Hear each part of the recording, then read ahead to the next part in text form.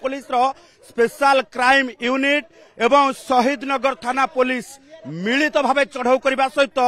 ये खोला खोली भावे रास्ता रे ड्रग्स सेवन करुथिबा एवं ड्रग्स कारबार करुथिबा युवकों को धरिची। ये लाइव एक्शन राजधानी रो ये राजरास्ता उपरे लाइव एक्शन पुलिस रो एवं सीधा सड़क भावे जो युवक माने ड्रग्स सेवन करुथिले एवं ड्रग्स बेपार करुथिले सेमानंकु सीधा सड़क भावे धरुची पुलिस एवं खबर नेबा सहित गुइंदा खबर नेबा सहित